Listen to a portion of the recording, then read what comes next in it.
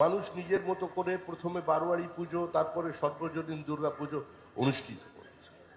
কিন্তু কিছু পুজো থাকে যে পুজোর পরিচয় থিম দিয়ে করা যায় না, এবং থিমের দুর্গা পুজোও যারা করেন তারা এটা মনে রাখবেন যে আপনার আলোকসজ্জা যত বেশি হোক না কেন আর থিম যত আকর্ষণীয়, যুগোপযোগী, সময়োপযোগী হোক না কেন, ওই ভেতরে কলাবুবে স্নান না হলে, পঞ্চমীর দিনটা যদি না কাটাতে পারেন, আপনার ওই প্যান্ডেলে ভিড় হবে না।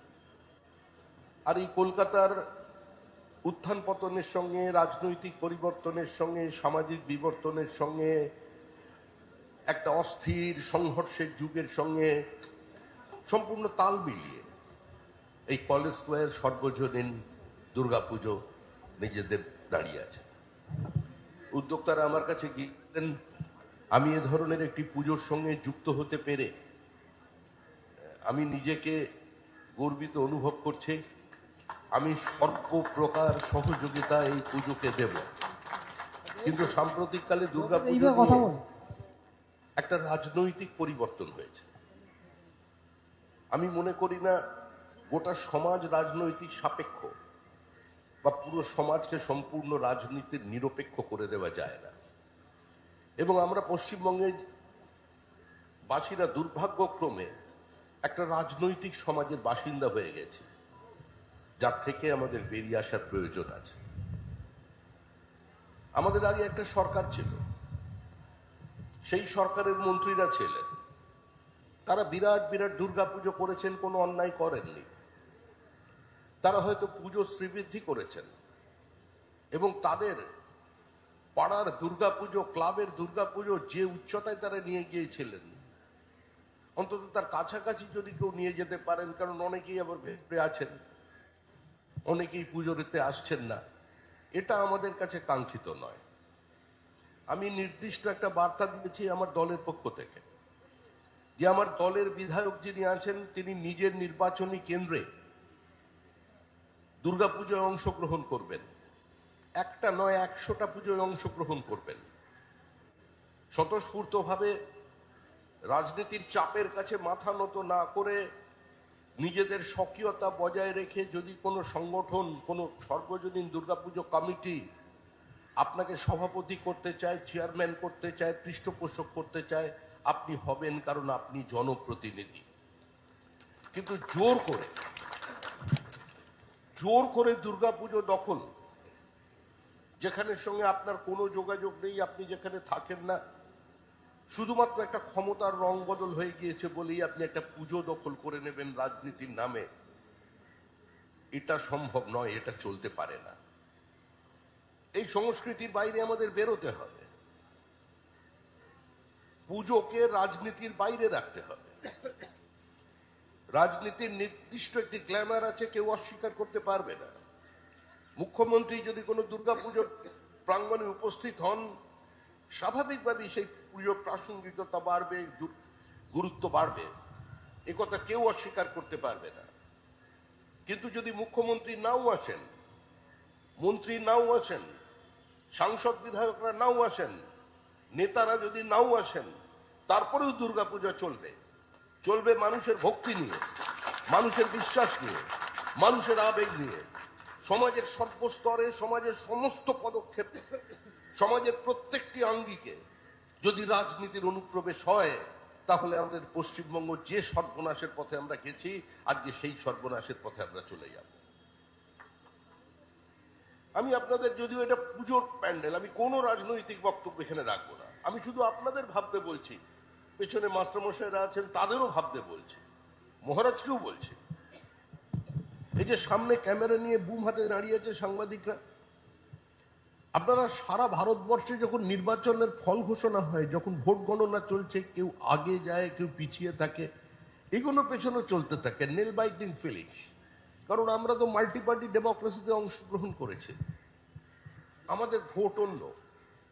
তো স্বাভাবিকভাবেই আপনি যখন অন্যান্য রাজ্যগুলোর দিকে দেখবেন দুই পক্ষ, মানে ধরুন এদিকে বিজেপি আছে আর এদিকে কংগ্রেস আছে, দুজনেই যুযুধান পক্ষ, মাঝখানে সাংবাদিক দাঁড়িয়ে আছে। একবার বুমটাকে এদিকে করছেন, তার বক্তব্য শুনছেন, একবার ওদিকে করছেন, তার বক্তব্য শুনছেন। তার মানে কি আছে, ওখানে পাশাপাশি দুই বিবাদমান রাজনৈতিক গোষ্ঠী একসঙ্গে দাঁড়িয়ে আছে। আর আমরা এখানে কি দেখতে পাচ্ছি, যে যেখানে ধরুন বিজেপি থাকবে, সেখানে কেউ বক্তব্য রাখছে, তার 1.5 কিলোমিটার দূরে তৃণমূল কংগ্রেস দাঁড়িয়ে আছে। মানে কেউ কারোর কাছাকাছি যাবে না, কেউ কারোর মুখ দর্শন করবে না। আমরা বাঙালি, এটা কি বাঙালির পরিচয়? চিত্তরঞ্জন পার্কে দিল্লি নির্বাচনের সময় গেলাম, চিত্তরঞ্জন পার্কে গিয়ে দেখি একটাই বেঞ্চ, 3টে চেয়ার, আপ, কংগ্রেস আর বিজেপি বসে আছে, নিজেদের মধ্যে খাওয়া দাওয়া চলছে।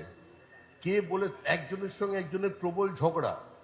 আমি একটু পাশ থেকে শুনলাম ঝগড়ার কারণ কি, রাজনীতির কারণ। বলছে না, ও বলছে তোর বউ রান্না করতে জানে না, তুই এটা স্বীকার কর, সালা নুনটা বেশি দিয়ে পাঠিয়েছে। কি সুন্দর সম্পর্ক 3টে রাজনৈতিক দলের। আর আমাদের পুজো নিয়েও পর্যন্ত দখলদারি চলেছে, আমরা পুজোকেও বাদ দিচ্ছি না। আমি একই সঙ্গে কলকাতাবাসীকে এটা মনে করিয়ে দিতে চাই যে এবার নির্বিঘ্নে কিন্তু গোটা পশ্চিমবঙ্গের পুজো হবে। কারণ পশ্চিমবঙ্গে চূড়ান্ত র্যাডিকালাইজেশন তৈরি হয়েছে, কিছু কিছু জেলায় কার্যত মনে হচ্ছে বাংলাদেশ হয়ে গেছে। বাংলাদেশে দুর্গাপূজা হচ্ছে, দুর্গাপূজার হাত ভেঙে দেওয়া হচ্ছে, দুর্গা প্রতিমা ঘট তুলে নিয়ে যাওয়া হচ্ছে। দেবী দুর্গার উদ্দেশ্যে যে সমস্ত গান আছে সেখানে বাজানোর পরে কিছুটা বন্ধ করে সেখানে ডিজে বাজিয়ে দেওয়া হচ্ছে, ডিজে। অর্থাৎ ডিজে শুধু আমাদের রাজ্যে নেই, ডিজে কিন্তু বাংলাদেশেও বাজছে, ডিজে মুর্শিদাবাদেও বেজেছে। সনাতন রুদ্রপাল এখানে আছেন, আমাদের সমস্ত মানুষের কাছে কলকাতার বরেণ্য শিল্পী, তার সৃষ্টি আমরা সব সময় দেখছি। কিন্তু তারই ফ্রেটার্নিটির দুজন, হরগোবিন্দ দাস এবং চন্দন দাস, বাবার ছেলে, মুর্শিদাবাদে মাটির প্রতিমা তৈরি করত। এই অপরাধে দুজনকে খুন করে ফেলা হলো আজকে মুর্শিদাবাদের ওই বিভৎস নারকীয় ঘটনার মধ্যে দিয়ে। দিকে দিকে আবার বলছেন বাংলাদেশের শব্দ, প্রদীপ জ্বালতে পারবা কিংবা কিন্তু শাঁখ বাজাতে পারবা না, মড়া পোড়াতে পারবা কিন্তু হরিবোল দিতে পারবা না। এইটা স্বাধীন ভারতবর্ষের মধ্যে, স্বাধীন পশ্চিমবঙ্গের মধ্যে এই ঘটনা ঘটেছে। এই বিশ্ববিদ্যালয়ের কনিষ্ঠতম উপাচার্য ছিলেন ডক্টর শ্যামাপ্রসাদ মুখার্জি। কোন ধর্মীয় প্রতিষ্ঠানে তিনি নেতা ছিলেন না, কোন রাজনৈতিক ব্যক্তিত্ব ছিলেন না, কিন্তু পূর্ব পাকিস্তানে হিন্দুদের ওপর প্রবল অত্যাচার যখন চলেছে, তখন সমাজসেবী উপাচার্য ডক্টর শ্যামাপ্রসাদ মুখার্জি ছুটে গিয়েছিলেন নেতাজি সুভাষচন্দ্র বসুর বাড়িতে। তিনি সহযোগিতা পাননি, একা লড়াই করেছেন। সমাজে কোনো বড় মানুষের অভাব ছিল না, বিদ্বান, শক্তিশালী, প্রতিষ্ঠিত, উচ্চবিত্ত কারোর অভাব ছিল না তখন পশ্চিমবঙ্গের মাটিতে।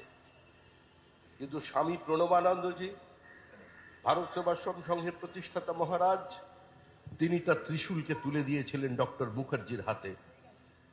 বলছেন তুমি রক্ষা করতে পারবে, তুমি কলকাতাকে বাঁচাতে পারবে। আজকে শ্যামাপ্রসাদ মুখার্জি ছিলেন, আজকে মেঘনাথ শাহ ছিলেন, আজকে রমেশচন্দ্র মজুমদার ছিলেন, স্যার যদুনাথ সরকার ছিলেন, নদিয়ার রানী জ্যোতির্ময়ী ছিলেন, এবং অগণিত কলকাতার হিন্দু বিধায়করা ছিলেন, যাদের প্রস্তাব হয়েছিল 1947 সালের 20 জুন আমরা একটা নতুন রাজ্যের জন্ম দিতে পেরেছিলাম পরবর্তীকালে। আর যেতে পেরেছিলাম বলেই আজকে এখানে এরকম সাড়ম্বরে খুঁটি পুজো হচ্ছে, দুর্গা পুজো হচ্ছে।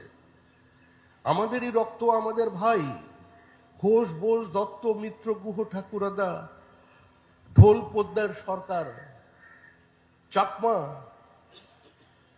জয়সওয়াল সবাই কিন্তু ওপারে আছেন।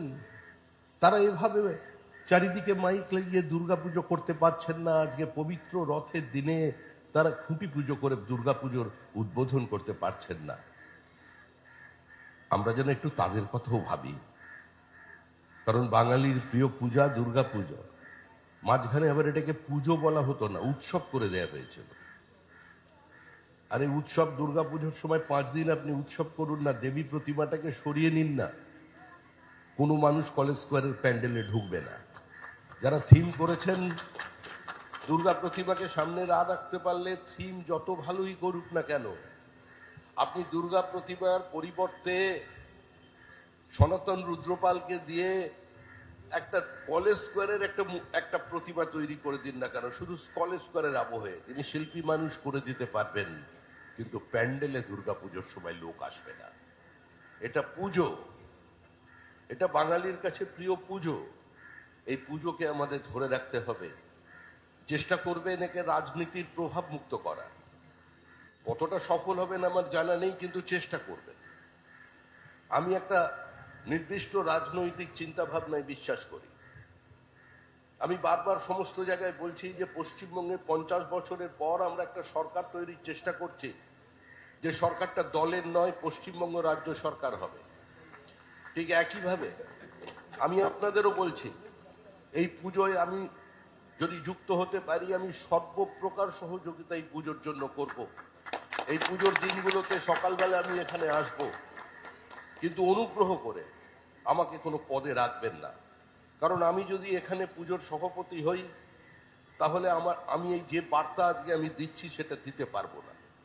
কারণ এখন পরিস্থিতির মধ্যে একটা অস্থিরতা আছে। যখন দীর্ঘদিনের পরে একটা একদলীয় একচেটিয়া একাধিপত্য, যা সমাজের সমস্ত বহুত্ববাদকে ধ্বংস করে মানুষের ইচ্ছার বিরুদ্ধে, ইচ্ছা শক্তির বিরুদ্ধে, মানুষের ওপরে